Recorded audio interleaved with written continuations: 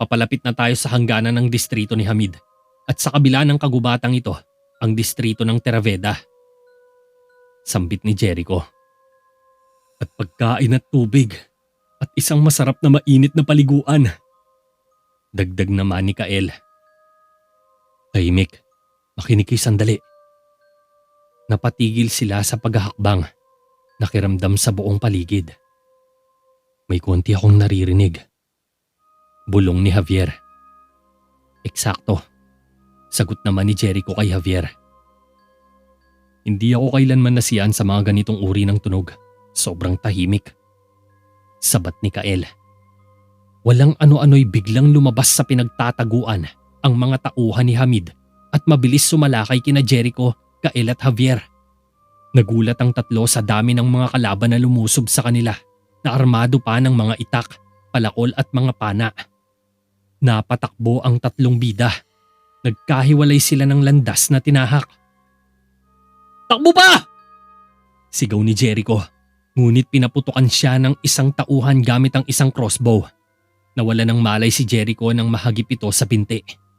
Kinuha ng tauhan ng tasa mula sa bag ni Jericho. Nakita ni Javier ang pangyayari. Galit siyang napatingin sa tauhan na tumatakbo palayo. Gamit ang mahika ay kinumpas ni Javier ang kamay para itapon ang tauhan. Tumalsik ang lalaki sa puno ngunit lumipad ang tasa palayo. Hinabol agad ito ni Javier at sinubukang saluhin. Ngunit nahulog ito sa kamay ng mga tauhan ni Hamid na nag-aabang lang mula sa ibabang bahagi ng libis. Hahabulin pa sana ito ni Javier subalit tumakbo na palayo sa lugar ang mga tauhan ni Hamid. Javier! Sigaw ni Kael. Binalikan nila kaagad si Jericho kung saan nakadapa at walang malay sa lupa. Gumawa kaagad ng apoy si Kael pagsapit ng gabi. Habang sinuri naman ni Javier ang sugat ni Jericho sa hita. Nabunot na nila ang palaso na nakabaon sa binti ni Jericho, ngunit dahil may nabali sa kanyang buto, nagsimulang lagnatin si Jericho. Hindi maiwasang mag-alala ni Javier dahil maaaring ikamatay ito ni Jericho. Masama to, mukhang hindi masyadong maganda ang lagay niya. Wika ni Kael. Siguradong may lason din ang palaso kaya nilalagnat siya. Kailangan natin siyang painitin. Sambit naman ni Javier. Hindi ko maintindihan.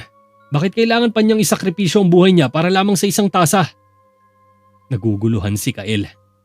Inilagay muna ni Javier ang kanyang jacket sa katawan ni Jericho bago ipaliwanag ang lahat kay Kael. Dahil sa maling kamay, maaari itong maging isang kakilakilabot na sandata. Paliwanag ni Javier. Medyo nabahala naman agad si Kael. Kaya pala gustong gusto itong makuha ni Hamid kung ganun. Wika ni Kael kay Javier. Mas masahol ito kesa sa maaari mong isipin. Sagot naman ni Javier. Sa labas ng kastilyo ni Hamid, dinala ni Melissa at Hamid ang tasa sa harap ng kanilang malaking hukbo na nakahilera sa kanilang mga hanay. Pantay na nakalinya at magkasama sa iisang marcha. Mga tapat kong tauhan! Malapit na ang ating oras. Mula ngayon, walang tabak ang papatay sa inyo. Walang sibat na makakapigil sa inyo. Ang inyong dugo ay hindi dadanak sa walang kabuluhan, ngunit sa tagumpay. Dumating kayo rito na may pinakamalakas na sandata sa lahat. Ang immortalidad! Malakas na sigaw ni Hamid. Nagsigawan ng mga tauhan ni Hamid na sabik muli sa digmaan. Tumigil din ang mga ito matapos itaas ni Melissa ang tasa.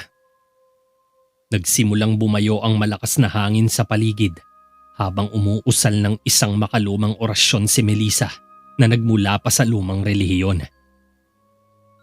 Napangiti si Melissa sandali nang matapos niya ang orasyon. Binabanan niya ang tasa mula sa ibabaw ng hugis bilog na altar. Sumenya siya sa isang tauhan at hiniwa niya sa kamay ang lalaki. Tsaka ibinuhos ang isang patak ng dugo nito sa tasa ng buhay. Bakas ang pag-aalala ni Haring Argo sa itsura dahil 3 araw na ang nakalilipas ay hindi pa rin nakakabalik sa Terraveda si Jericho. Kitang hindi mapakali at paikot-ikot lamang si Haring Argo sa loob ng konseho habang hinihintay ang balita ni Nicolas kung saan naatasan itong abangan si Jericho sa boundary ng Terraveda. Nakaagapay lang sa kanya si Raya sa tabi niya na nagkukunwaring malungkot. Nakatayo lang ito sa harap ng trono habang palakad-lakad pa rin ang hari. Maya-maya pa ay biglang bumukas ang double door at pumasok si Nicolas sa silid na may malungkot na postura. Dahan-dahan itong lumalapit kay Haring Argo. Anong balita? Huwag mong sabihin hindi pa rin nakakabalik si Jericho. Ani Haring Argo. Sigurado akong nagpang-abot lang siya ng gabi sa kakahuyan. Sagot naman ni Nicolas. Alam mo rin gaya ko na ilang araw na siyang wala. Magpatrol kayong lahat kasing dami ng kinakailangan. Kahit anong mangyari, hanapin niyo siya. Makapangyarihang utos ni Haring Argo sa tapat na kabalyero. Opo, kamahalan. Umalis agad si Nicolas. Magpakita ka ng katatagan ako. Sambit pa ni Raya. Kumunot ang noo ni Haring Argo. Anong ibig mong sabihin? Tanong ng hari. Madalas mong ipinapadala si Jericho sa mga panganib na lugar. Sagot ni Prinsesa. Hindi isang responsibilidad na gustong pasanin ng sino mang anak. Ani Haring Argo. Dapat mong subukang mag-alala. Siya ang unang kabalyero ng Terraveda at ang iyong pinakadakilang mandirigma. Nakakauwi rin naman siya ng ligtas sa nakaraang biyahe niya. Bakit kailangang mag-ibang pakiramdam mo sa oras na to? Mahabang pahayag ni Raya. Tama ka. Dapat nga itigilan ko na ang pag-aalala. Wika ni Haring Argo na ikinatuwa agad ni Prinsesa Raya. Sa sulok ng kanyang isipan, mukhang nagawa na ng maayos ni Melissa ang plano at nakuha nila ang tasa ng buhay kaya hindi na nakabalik pa si Jericho. Sa palagay rin niya ay napaslang na ang nakababatang kapatid dahil sa sandamakmak na tauhan ni Hamid. 30% lang ang pag-asa nitong makaligtas sa lugar na yon. Hindi lamang sa maaaring panganib na daladala ng mga mababangis na hayop sa gubat, kundi pati na rin sa mga tulisan na umaali-aligid sa paligid ng asistir. Sa ngayon, naghihintay na lamang si Raya sa pagdating ni Melissa para maangkin na nila ang kaharian ng Terraveda. Patuloy naman sa pagbabantayan sina Javier at Kael kay Jericho na nakadapa pa rin sa lupa habang walang malay na umuungol. Napansin ni Javier na patuloy pa rin sa panginginig ang katawan ni Jericho dahil sa pagkalat ng lason sa kanyang katawan na mas lalong ikinalala ng kanyang kalagayan. Sa kabila ng malamig na klima ay tumutulo pa rin ang malagkit na pawis sa noo ni Jericho, sanhi ng mataas nitong lagnat. Tila umaapoy sa init ang buong katawan niya sa tindi ng impeksyon.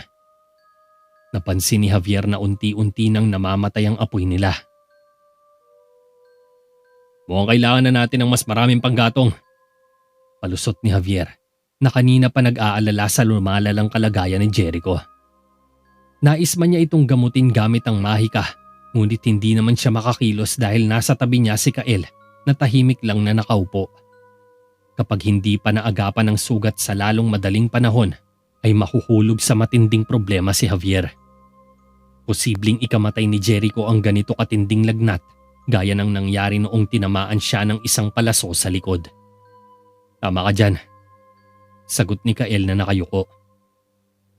Gusto mo bang ikaw na lang ang maghanap? Suhestyon pa ni Javier kay Kael. Walang problema, ako na ang kukuha. Tugon ni Kael. Nakayuko pa rin ito na tila natatakot.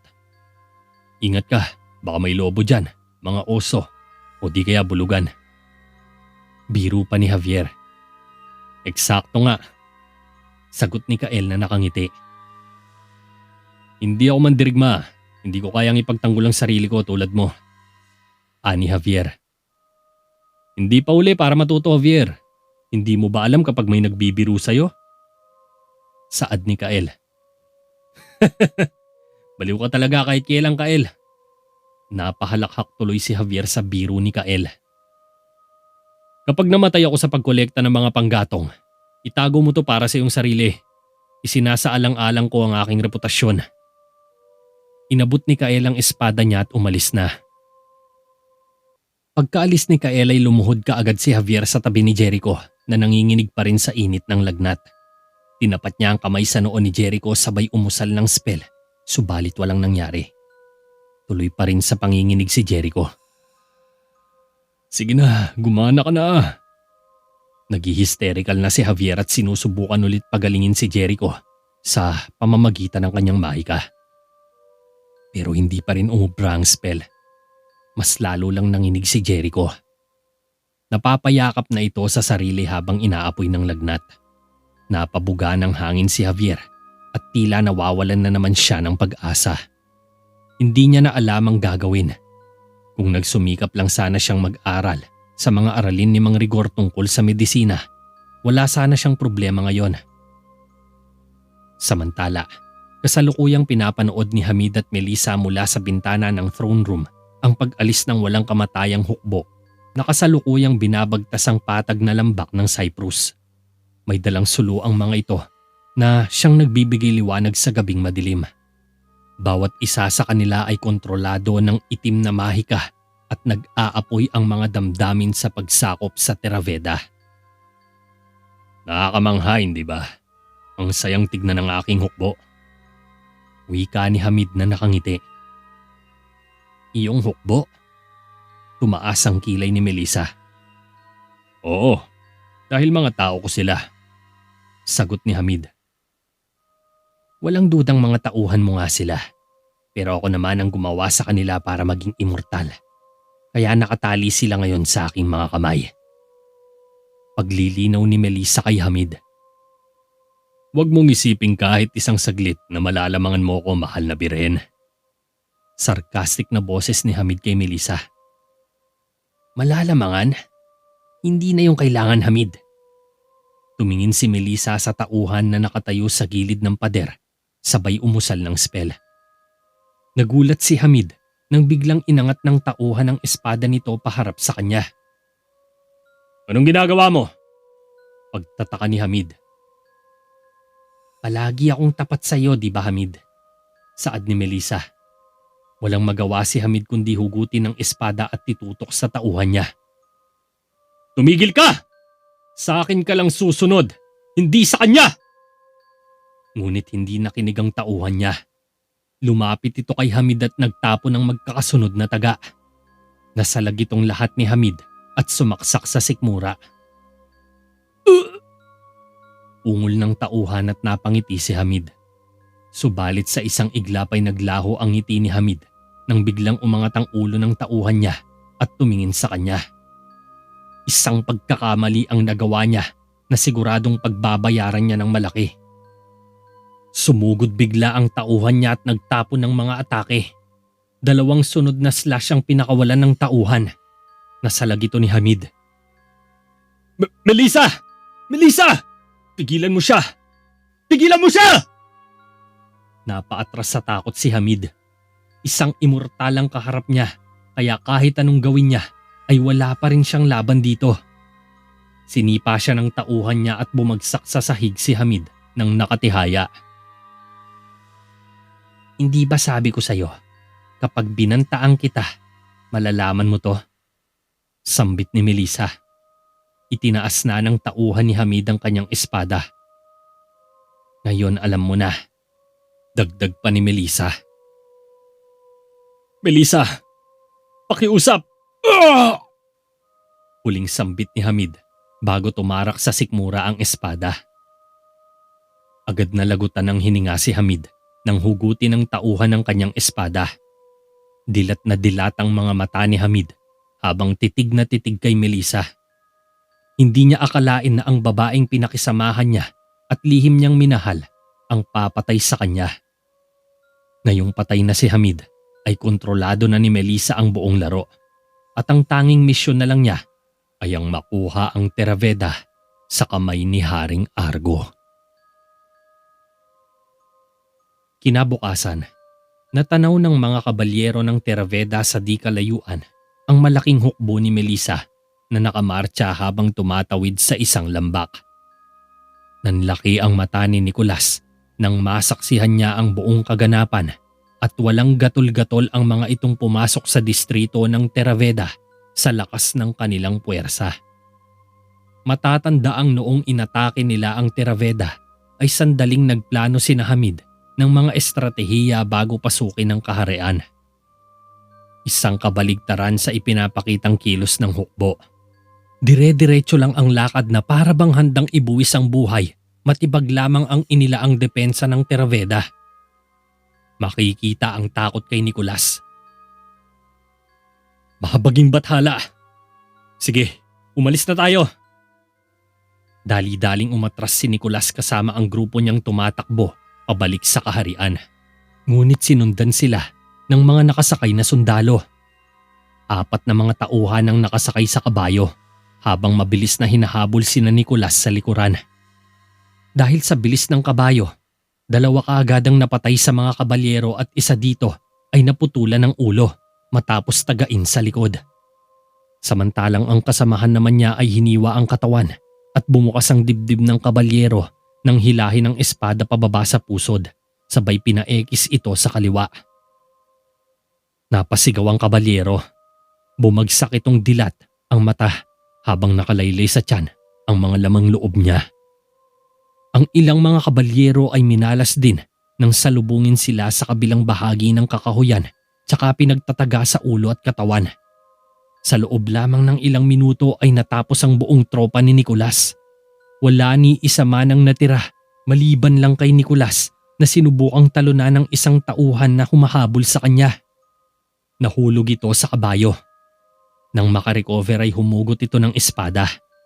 Nakipaglaban si Nicolas at 2 slash ang tinapon niya sa kalaban, sabay ikot tsaka itinarak ang espada sa tiyan.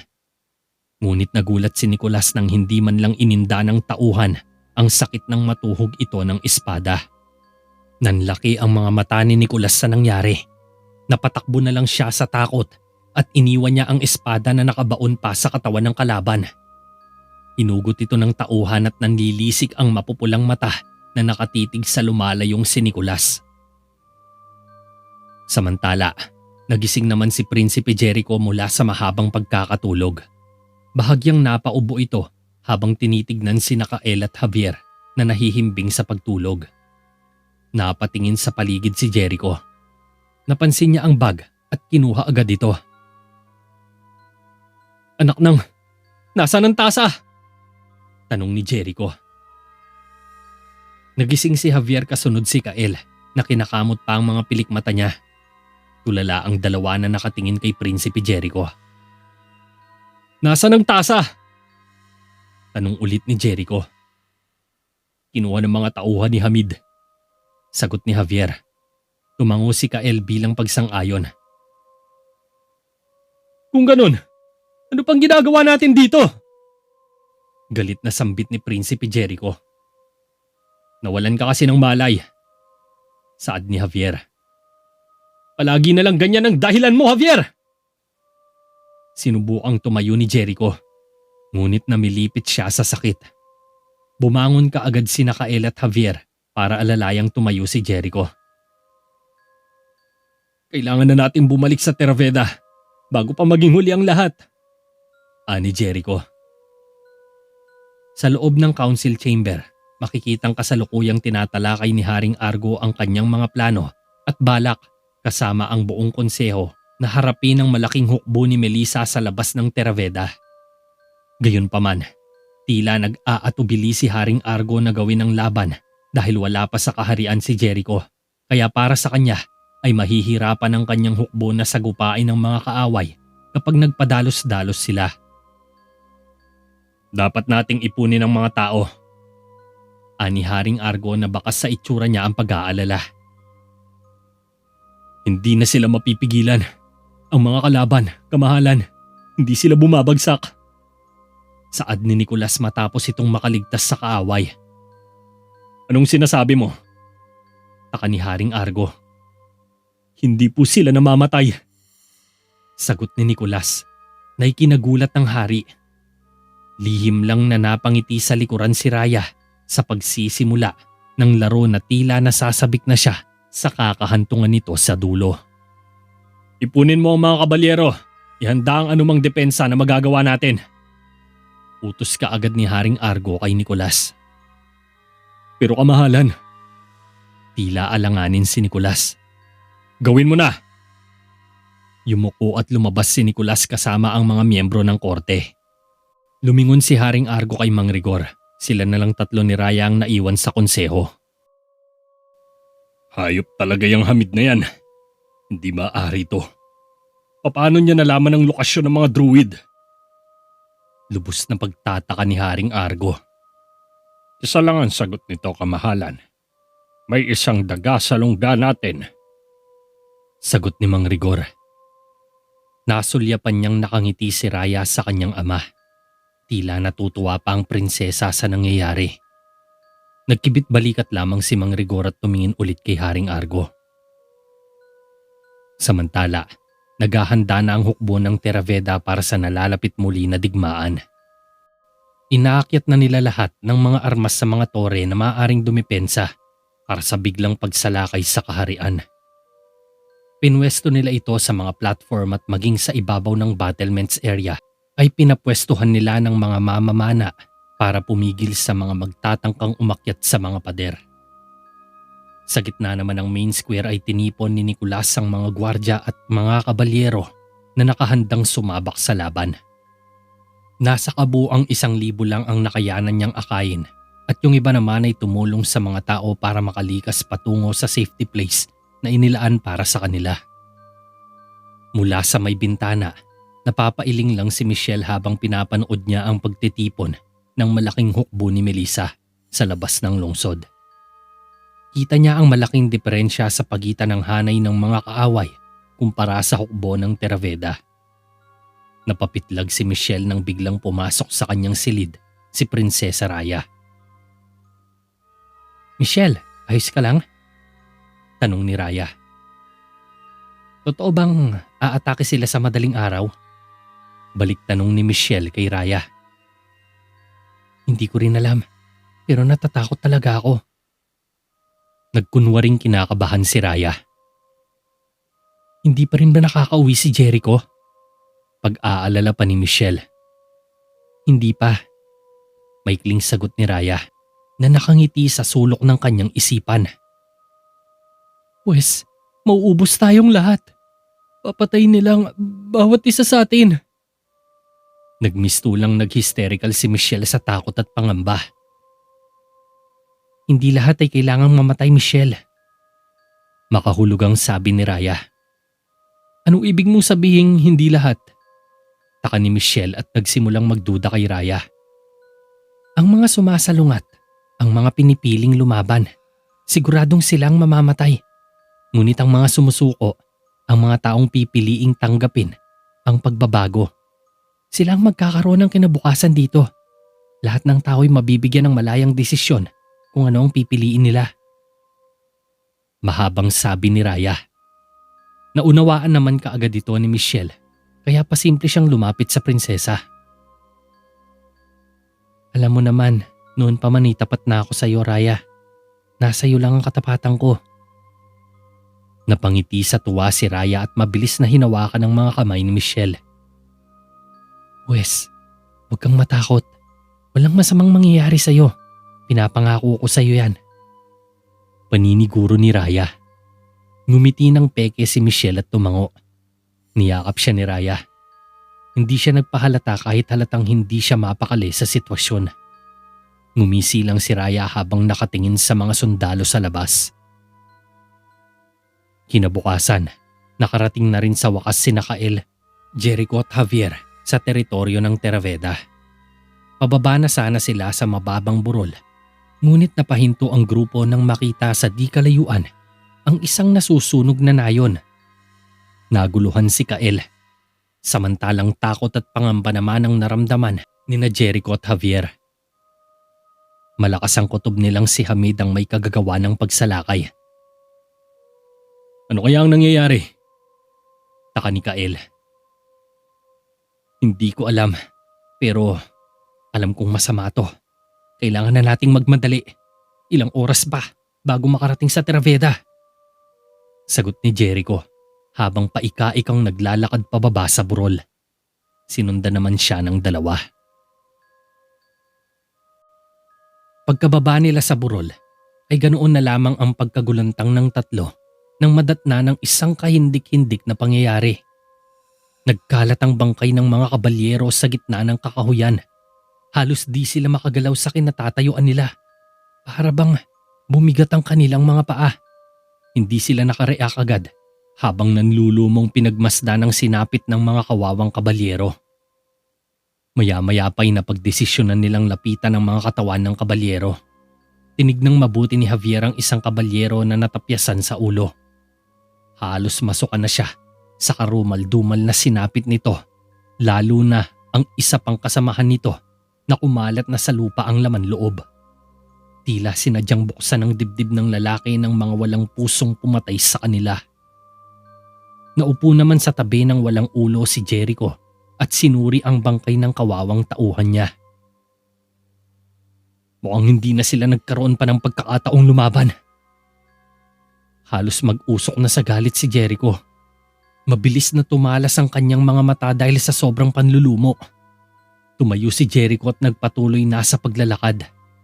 Iniwan na nilang nakakalat ang mga bangkay sa daan. Nangako si Jericho na ipaghihiganti niya ang mga nasawing kabalyero para bigyan sila ng hustisya. Umakyat sa isa pang burol ang tatlo subalit nagulat muli sila sa naabutan sa ibabaw. Mula sa layong 500 metro ay tanaw na ang isang makapal na usok na nilalamon ng buo ang kaharian ng Terraveda. Napatakbo pababa ng burol ang tatlo, subalit sumalubong muli sa kanila ang isang kalunos-lunos na pangyayari. Ilang bangkay ng mga gwardya ang makikitang nakabulagta sa lupa. Sila ang mga gwardya na nagpapatrolya sa perimeter area ng Terraveda para bantayan at siguruhing ligtas ang mga mahihirap na nakatira sa maliliit na nayon. Wasak ang mga katawan ng mga gwardya. Nagkabali-bali ang mga buto ng ibang nakasabit sa sanga ng puno habang bumubuhos ang masaganang dugo pababa sa lupa. Iniwang tinutupok ng apoy ang ilang kariton, durug-durug na mga armas at hinayaang nagkalat ang mga rasyon. Mas lalong nadagdagan ang galit ni Jericho. Napupuot siya sa nakikita. Nakaramdam siya ng kakaibang galit sa dibdib. Pakiramdam niya ay sasabog ang puso niya sa matinding galit. Hindi niya mapapatawad ang gumawa nito kahit magmakaawa pa sa harap niya. Masyadong di makatao ang ginawa nito. Animoy sinadyang imasakir ang kanyang mga tauhan upang ipakita sa kanila kung gaano sila kalakas na kalaban. Walang awa, brutal at nakakarimarim na tingnan. Tumatayo ang balahibo ni Javier sa takot. Halatang tukoy niya na ang pasimuno, subalit hindi niya lang maintindihan. Bakit kailangan pang idaan sa ganitong paraan ang lahat? Hindi niya lubos makapaniwala na magagawa ito ni Raya at Melissa. Parang hindi na sila tao ngayon. Mas higit pa sila sa halimaw. Gayunpaman, may isang bagay ang nakaagaw pansin kay Javier nang siya sa atin niyang mabuti ang buong paligid. Sila ang patrol. Wika ni Jericho kay Kael. Pero walang ni isang katawan ng kaaway. Sabat ni Javier. Tumingin sa kanya si Jericho. Tama ka. Walang labanan ang nangyari. Ito'y isang uri ng pagpatay. Paliwanag ni Jericho. Sino kayang taong makakayang gawin ng ganyan? Tanong pa ni Kael na tila nasusuka na rin sa pagkabrutal ng mga kaaway. Isang hukbo ng mga taong hindi maaaring mamatay. Tara na! Ani Jericho. Nagpatuloy sila sa pagbagtas sa gubat hanggang inabot na sila ng dilim nang makarating sa mababang bayan o lower town ng Terraveda. Pagkapasok nila sa tarangkahan, bumungad muli sa kanila ang mga bangkay na nagkalat sa kalye. Tadtad ng saksak, putol-putol ang bahagi ng katawan at tinanggalan ng ulo. Ang ilan lamang sa nakita nang suriin pa nila ang paligid at mapadpad sa palengke. Animoy naging ghost town na ang kabuuan ng palengke. Nagkalat ang ilang mga laman ng tindahan sa paligid. Sinira ang halos lahat ng mga tindahan na siyang humarang sa malaking kalye ng bayan. Walang katao-tao sa lugar. Tanging mga bangkay lamang ng mga nasawi ang nadatnan nila. Maya-maya pa'y nakarating sila sa tapat ng bahay ni Michelle. Napansin naman ni Jericho na nakasara ang pinto at nakapatay ang ilaw sa loob. Lumapit siya sa pinto pagkatapos ay sinipa niya to. Nanatiling nakasara ang pinto. Ako na, hayaan mo ako. Huminga ng malalim si Kael. Humugot siya ng konting puwersa sa paa pagkatapos ay sinipa ng malakas ang pinto. Bumukas ang pintuan at kaagad na pinasok ng tatlo ang bahay. Subalit wala silang naabutang tao sa loob. Masyadong madilim at napakatahimik ng bahay. Dahan-dahan silang naglakad. Nangangapa pa sila sa pagsuri sa paligid. Ngunit walang ano-ano'y. Biglang bumulaga sa harapan ni Jericho ang isang kumot. Kasabay nito ay lumitaw ang isang lalaki at hinampas siya ng espada. Nasalag ni Jericho ang atake nang hugutin niya ang espada niya. Nagkatinginan si Jericho at ang lalaki. Gulat sila nang nakita si Eliseo. Eliseo! Sigaw ni Javier. Binaba ng binatilyo ang espada sabay tinanggal ang hood sa ulo. Pasensya na kayo. Wika ni Eliseo. Nasaan ang lahat? Tanong ni Jericho. Sinara kaagad ni Kael ang pinto ng bahay. Akala ko, nanginginig ang boses ni Eliseo. Eliseo, sabihin mo anong nangyari. Pakiusap ni Jericho at binabanan niya ang espada niya. Lumitaw na lang sila sa kung saan. Isang makapangyarihang hukbo. Walang silbi ang mga sandata namin laban sa kanila. Mga tao sila pero parang hindi. Walang makakapatay sa kanila. Wala. Nagsisimulang mag-hysterical si Eliseo ngunit pinakalma siya ni na Jericho at Javier. Na-anticipate na nila ang nangyari sa lungsod bago pa sabihin ni Eliseo. Nasaan ang ate mo? Nasaan si Michelle? Tanong muli ni Prinsipe Jericho kay Eliseo. Nasa palasyo siya nang magsimula silang umatake sa lungsod. Sagot naman ni Eliseo. Kung ganun, buhay pa siya. May pag-asa pa tayo. Wika ni Jericho. Umiling-iling si Eliseo. Kamahalan, ang palasyo'y nakuha na nila. Pahayag ng binatilyo na ikinagulat ni Jericho. Tila bombang sumabog sa pandinig ni Jericho ang pahayag ng binatilyo.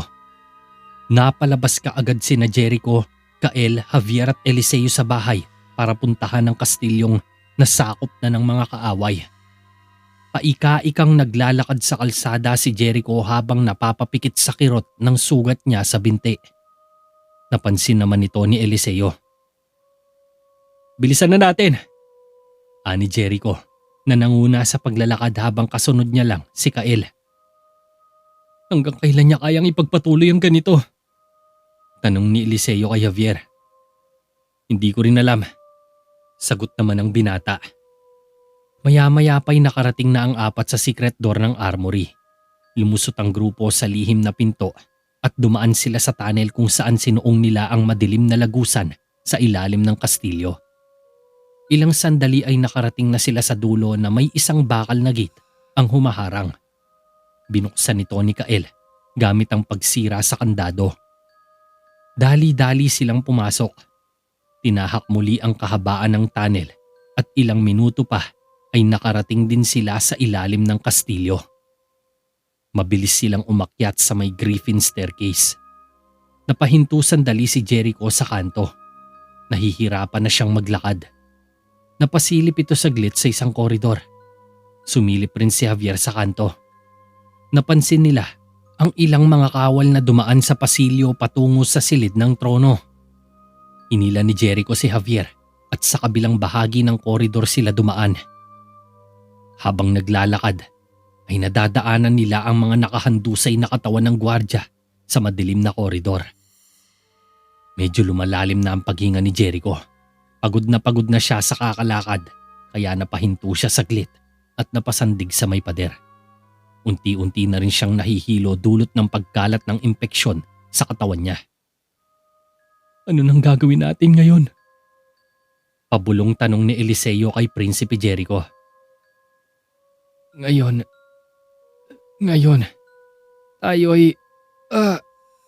Nagsisimula ng mamilipit sa sakit si Jericho dahil palala na ng palala ang kanyang sugat.